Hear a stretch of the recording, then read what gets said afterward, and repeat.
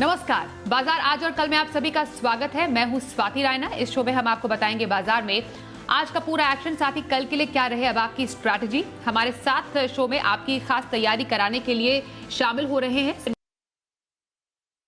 विकास जी का करते हैं स्वागत और पूरी रिसर्च टीम। जैसा आप देख पा रहे हैं, वरुण से हम जानेंगे कैसा रहा आज बाजार का हाल और कोटक सिक्योरिटीज की रिपोर्ट क्या कहती है। आशीष हमें बताएंगे नीलाचल इस्पात की बिडिंग पर क्या रखें नजर। कुशल से जानेंगे टार्सन्स प्रोडक्ट्स पर फोकस और यूएस में कोरोना की पहली दवा को मंजूरी की डिटेल्स भी। बातचीत आगे बढ़ाएं उससे पहले बाजार में आज का कैसा हाल रहा, जरा सबसे पहले उस पर एक नजर डाल लेते हैं। तो वीकली एक्सपायरी का दिन बाजार में अच्छी खरीदारी नजर आई और बाजार लगातार तीसरे दिन बढ़त पर ही जाकर बंद हुए। निफ्टी ने आज लगाई सेंचुरी, लगातार 17,050 के ऊपर बंद हुआ। सेंसेक्स करीब 400 अंक दौड़ा और 7 पर बंद हुआ। निफ्टी बैंक करीब 160 अंकों की बढ़त के साथ 35,200 के पास ही जाकर बंद हुआ। एफआईआईज और डीआईआईज की तरफ से क्या आंकड़े सामने आए हैं, जरा समझते हैं।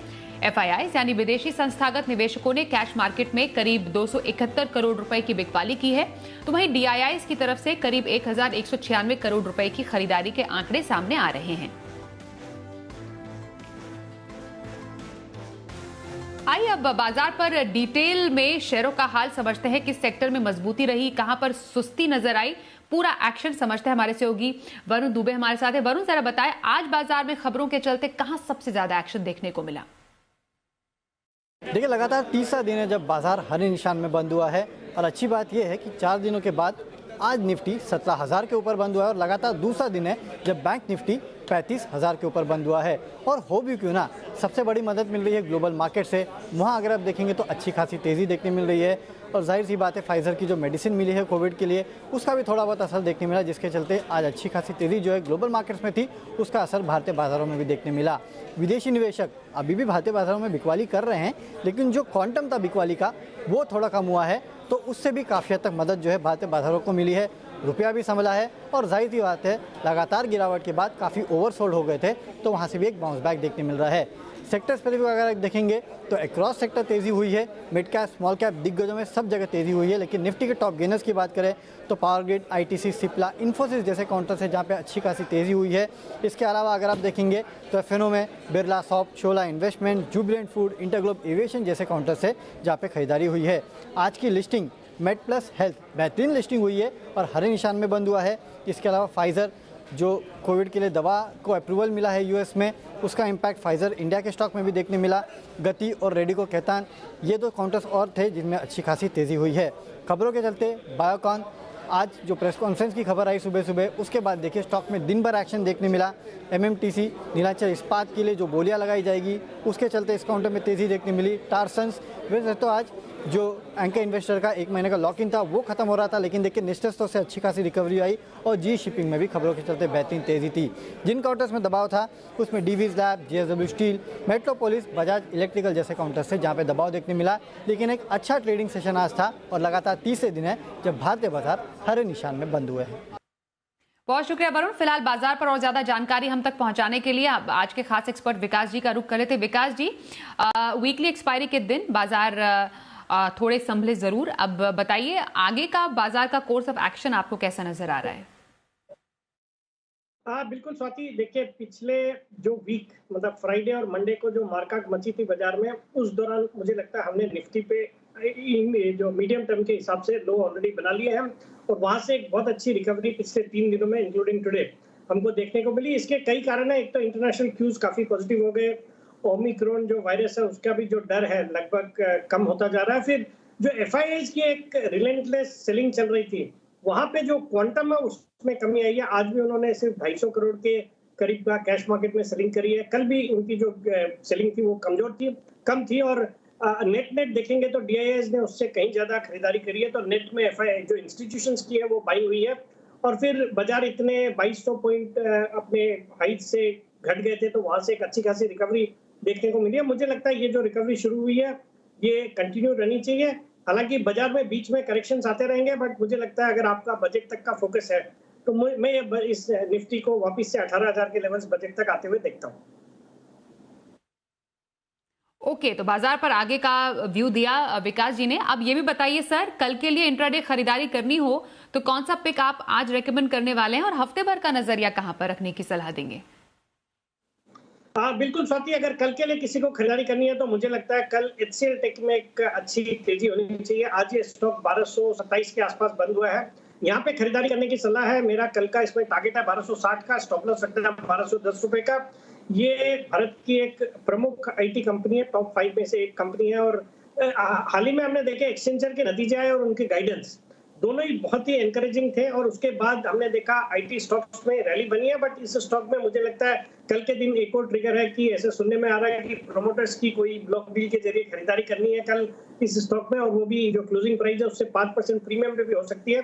तो मुझे लगता है ये स्टॉक कल फोकस में रहना चाहिए। और बाकी रुपए की जो गिरावट आई है वो भी आईटी स्टॉक्स के लिए पॉजिटिव होता है, तो इस स्टॉक में कल के लिए खरीदारी करने की सलाह। बाकी पोजिशनल पिक मेरी वापिस से एक टेक कंपनी है, क्विक हील टेक्नोलॉजीज।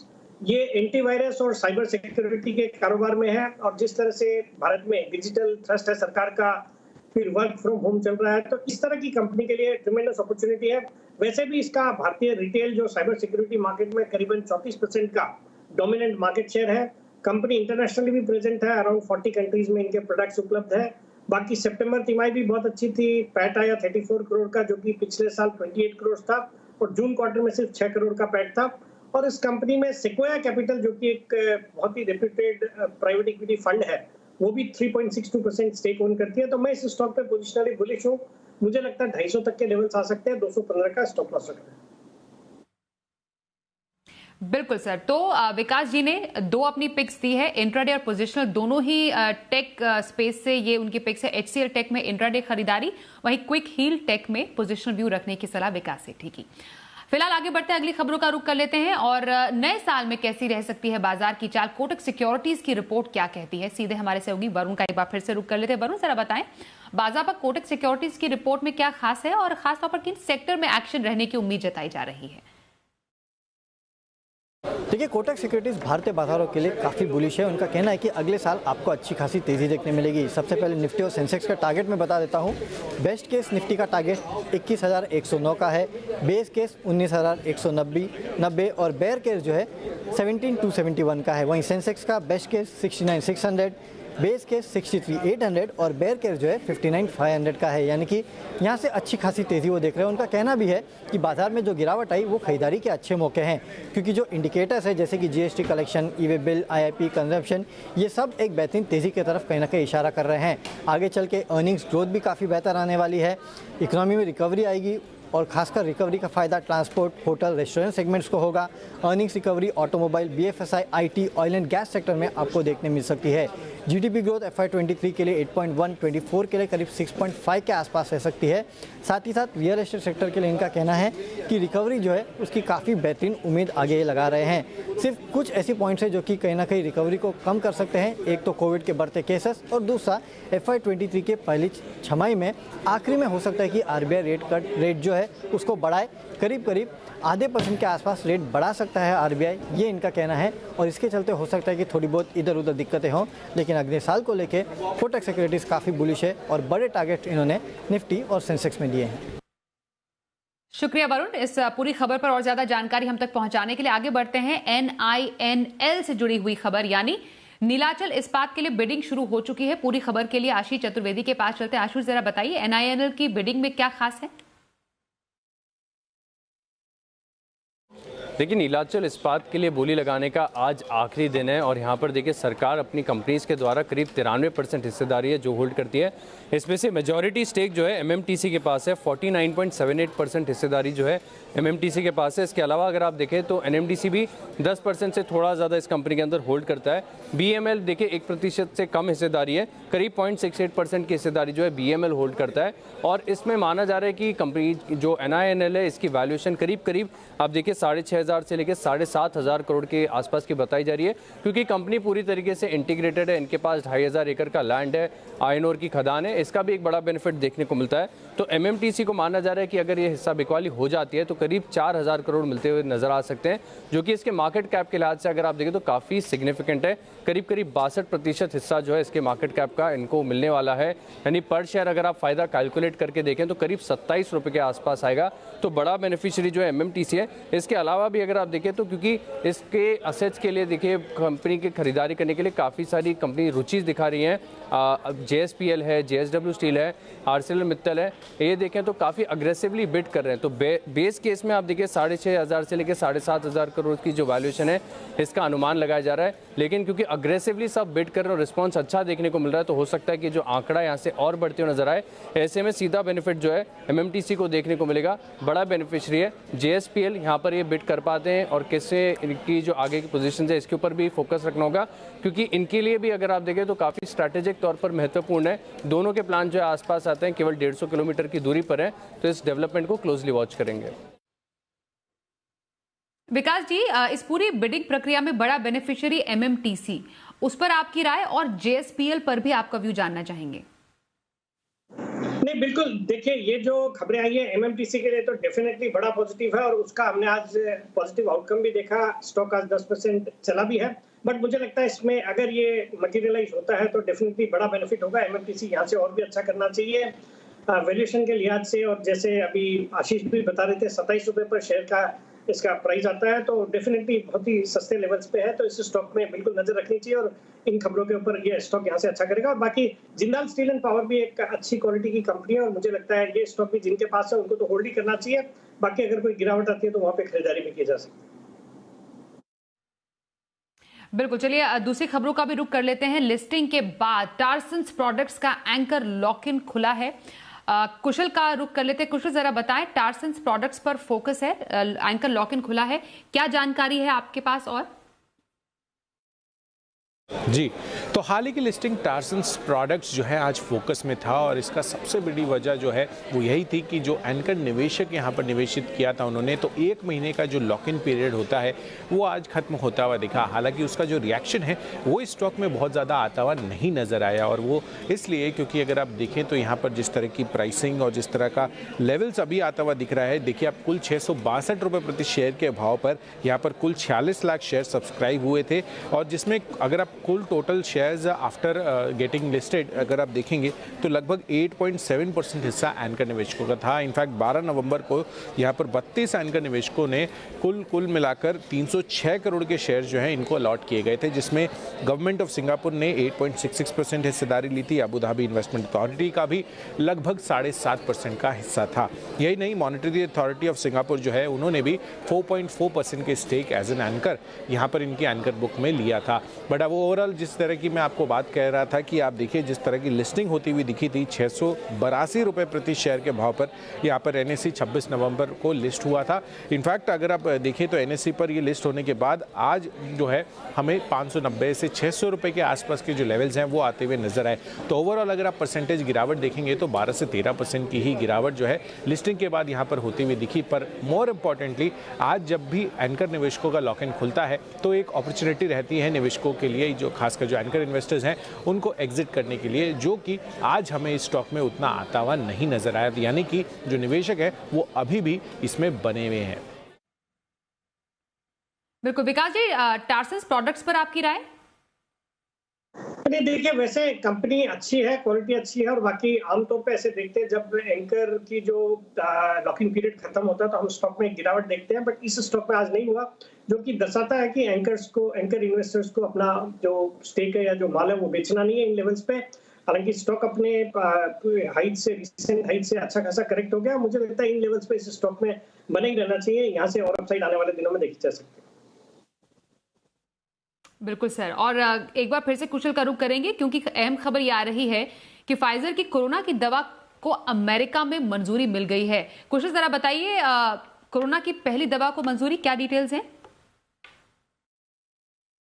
जी, तो फाइज़र जो है बड़े फोकस में आता हुआ नज़र आया आज के सत्र में, और ये इसलिए क्योंकि जो यूएस की कंपनी है फाइज़र इंक, उन्होंने जो है कोविड की गोली को यूएस एफडीए से मंजूरी मिलती हुई नज़र आई है। तो ये एक ओरल पिल है और एट होम यूज़ जो है इसका होता हुआ नज़र आएगा। पैक्सलोविड नाम की ये दवा है। लैब डेटा के अनुसार इनफैक्ट ये भी मानना है फाइज़र का कि जो इन ओमिक्रॉन नया वेरिएंट है उसके अगेंस्ट भी ये दवा जो है कारगर साबित होती हुई दिखेगी, जिसके कारण आप हॉस्पिटलाइजेशन और मृत्यु में करीब करीब 90% की कमी हो सकती है। इनफैक्ट अगर आप देखिए ये इसलिए भी काफ़ी ज़्यादा इंपॉर्टेंट हो जाता है क्योंकि यूएस में आप देखिए डेली केसेस में ऑलमोस्ट 1,40,000 का आंकड़ा जो है पार होता हुआ दिख रहा है, और यहाँ पर एक कोर्स लेने से आपके जो सिम्टम्स हैं वो रिड्यूस होते हुए नज़र आएंगे, और अगले साल तक लगभग 120 मिलियन कोर्सेज बनाने का जो है लक्ष्य ये फाइज़र ने बनाया है। तो डेफिनेटली इस वजह से फाइज़र जो है आज बड़े फोकस में है। बिल्कुल विकास जी, आपकी विशेष राय, कोरोना की पहली दवा और फाइजर की वो भी, और यूएस में मंजूरी मिल गई, क्या आप सजेस्ट करेंगे फाइजर में?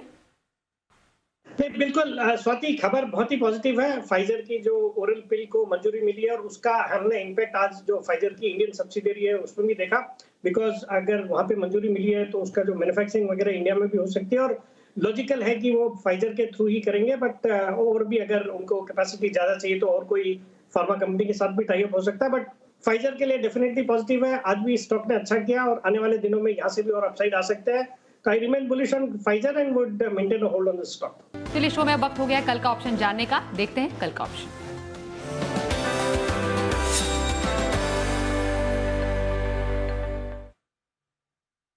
चॉइस ब्रोकिंग के सुमित बगड़िया का करते हैं शो में स्वागत। सुमित जी, बहुत स्वागत है आपका शो में। बताइए कल के लिए ऑप्शन स्ट्रैटेजी कहां रखने की सलाह देंगे? Good evening Swati. देखिए 3 दिन से मार्केट में एक अच्छा रिकवरी देखने को मिल रहा है, तो मेरे को लगता है ये मोमेंटम जारी रहना चाहिए। तो कल का ऑप्शन में 2 ऑप्शन है मेरे पास और दोनों तेजी साइड के हैं। पहला जो है वो है हीरो मोटोकॉर्प। बाय करना है हीरो मोटोकॉर्प का 2400 का कॉल 30 रुपए के आसपास, 15 रुपए का इसके अंदर स्टॉप लॉस लगाना है, और ऊपर में 45 रुपए से लेकर 50 रुपए तक के टारगेट हीरो मोटोकॉर्प के 2400 के कॉल के अंदर देखने को मिल सकते हैं। दूसरा जो स्टॉक है वो है एफएमसीजी का कोलपाल। कोलगेट पामोलिव के अंदर 1460 का कॉल लेना है 20 रुपए के आसपास, 10 रुपए का इसके अंदर स्टॉप लॉस लगाना है, ऊपर में 30 रुपए से लेकर 35 रुपए तक के टारगेट कोलपाल के 1460 की कॉल के अंदर देखने को मिल सकते हैं। तो ये 2 स्टॉक है मेरी तरफ से ऑप्शन में तेजी करके चलने का सलाह रहेगा। बहुत शुक्रिया सुमित जी, कल के लिए ऑप्शन स्ट्रैटेजी बताने के लिए, शो में शामिल होने के लिए। विकास जी, आपके पास आ रहे हैं और शो के अंत में समझेंगे आपकी लॉन्ग टर्म स्ट्रैटेजी कहां रखने की सलाह देंगे? हाँ बिल्कुल स्वाति, जो मेरी कल के लिए लॉन्ग टर्म के लिए जो पिक रहेगी वो स्टॉक है, मेरा एक पसंदीदा स्टॉक है फिलिप्स कार्बन ब्लैक, जो कि आज 225 के आसपास बंद हुआ है। ये company RPP Sanjeev Goenka group की कंपनी है और भारत की सबसे बड़ी कार्बन ब्लैक बनाने वाली कंपनी है। कार्बन ब्लैक जबरदस्त डिमांड देख रहा है। एक रबर सेक्टर के में जो डिमांड चल रही है उसके कारण से इनकी डिमांड रहती है, और उसके अलावा भी ये कंपनी स्पेशलिटी कार्बन भी बनाती है, जो कि फाइबर, प्लास्टिक, स्पोर्टिंग और केबल्स इनमें काम आता है। कंपनी ने रिसेंटली कैपेसिटी एक्सपेंशन किया है, जो इंक्रीज कैपेसिटी है उसका असर आने वाले क्वार्टर्स में देखने को मिलेगा। और सबसे अच्छी बात है, हाल ही में कंपनी ने QIP करा था, वो किया था 244 के प्राइस पे, और आज ये स्टॉक वहां से भी नीचे 225 के लेवल पे अवेलेबल है और वैल्यूएशन के लिहाज से बहुत ही सस्ता है। सितंबर क्वार्टर भी बहुत अच्छा था, पैट था 122 करोड़, जो कि पिछले साल 58 करोड़ का पैट था। मुझे लगता है इस स्टॉक को करंट लेवल्स पे खरीदना चाहिए। मेरा इसमें 9 से 12 महीने का टारगेट है 300 रुपए। तो 9 से 12 महीने के टारगेट के लिए फिलिप्स कार्बन में खरीदारी की सलाह, लंबी अवधि की पिक ये विकास सेठी जी की तरफ से। विकास जी, बहुत शुक्रिया आपका, आप हमारे साथ बाजार आज और कल के शो में शामिल हुए। तो आज के शो में बस इतना ही।